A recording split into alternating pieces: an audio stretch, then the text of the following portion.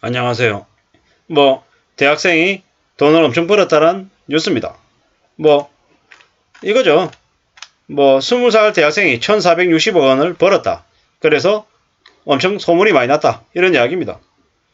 근데 이렇게 계속 뭔가를 부추기는 얘기들에 혹하면 우리의 삶이 어떻게 되겠습니까? 금세 망합니다. 금세 몰락합니다.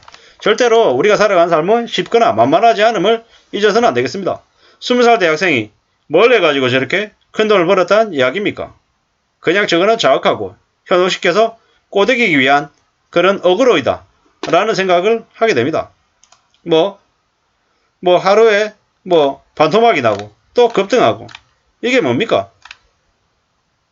20살 대학생이 1460억 원을 벌었다. 1억 1000만 달러를 벌었다.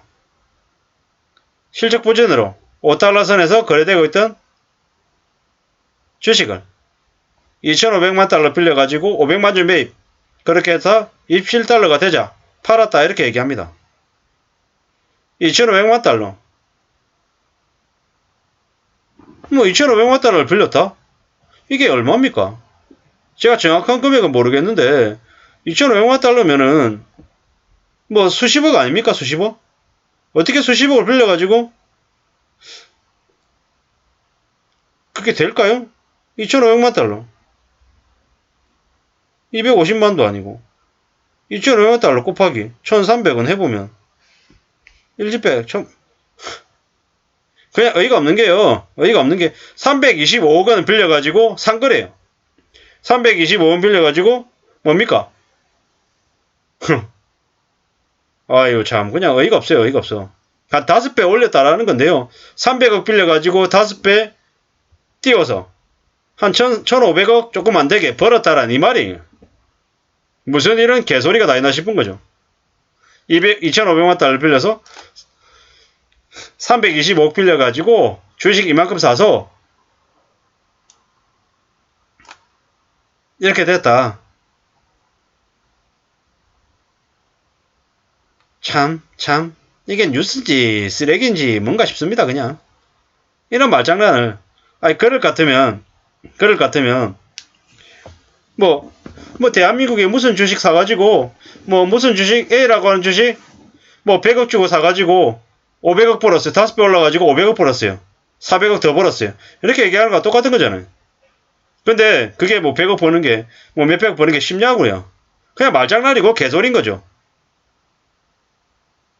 저는 얘기하면서 못 모르는 2030들한테 야 주식으로 한 1억 빌려가지고 해가지고 한 3배 띄워가지고 한 2억 벌면 괜찮잖아. 이렇게 얘기하는 거랑 똑같은 거죠. 근데 1억 빌렸어요. 예를 들어서.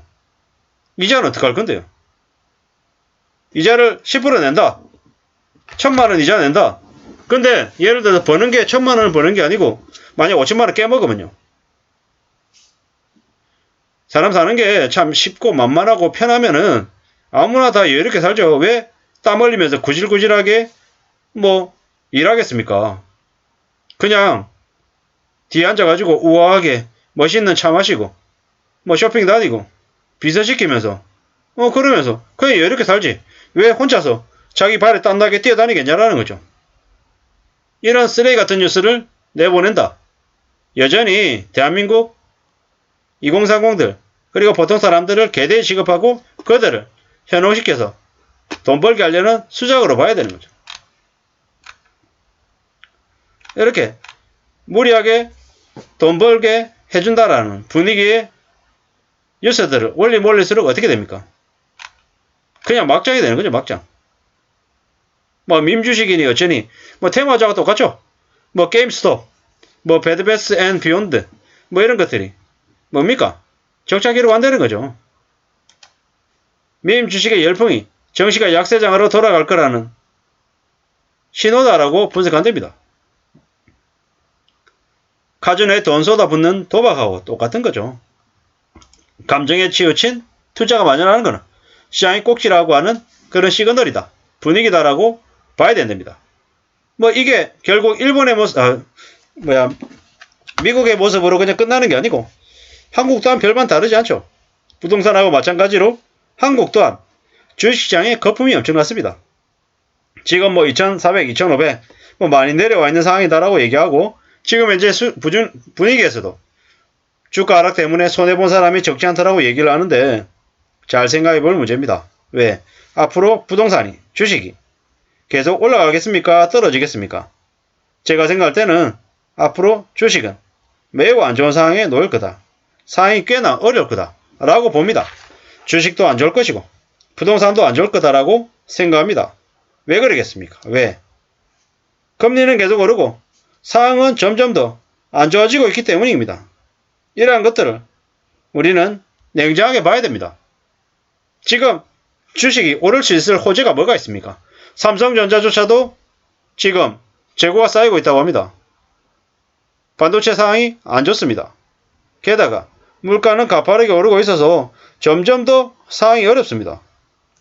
사람들은 돈이 없어서 소비를 못합니다. 돈이 없어서 소비를 못하는데 뭐 매출이 올라갈 가능성이 크겠습니까? 적겠습니까? 적죠. 지금 상황이 매우 안 좋다 보니까 윤석열 정부에서 대대적인 부동산 경기를 일으켜서 좀 분위기를 좋게 만들려고 하는데 이게 잘 재현될지 아닐지는 조금 두고 봐야 될 것 같습니다. 왜 그러겠습니까? 왜? 심상치 않기 때문이죠. 지금은 많이 안 좋습니다. 많이 상황이. 절대로 괜찮은 상황이 아니라는 거죠. 금리가 가파르게 올라서 그 금리로 인한 충격을 어떻게 감당할까라는 우려가 드는 상황이라는 거죠. 2,500만 달러 빌리는 방법부터 알려달라는 거죠. 300억 빌리는 게 기사가 돼야지. 작전 세력이 대학생 뒤에 숨은 거지. 뭐 이러는 겁니다. 코미디하고 있는 거죠.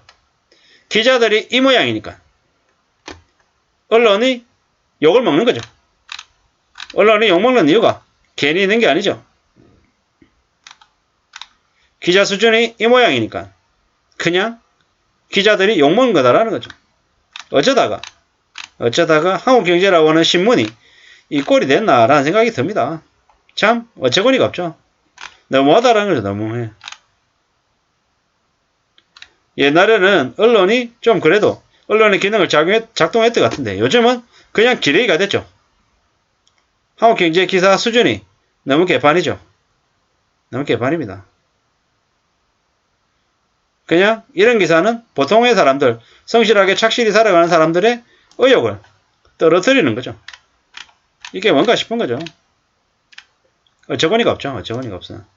이러한 뉴스들을 보고 사람들에게 주식하라고 떠넘기는, 조장하는 것밖에 안 된다는 생각이 들어서 좀 한심하고 좀 어처구니가 없습니다. 그래 대학생이 1,460억 원 벌었다. 어쩌라고. 돈 빌려서 300억 빌려가지고 돈 빌렸다. 이게 뉴스냐고요.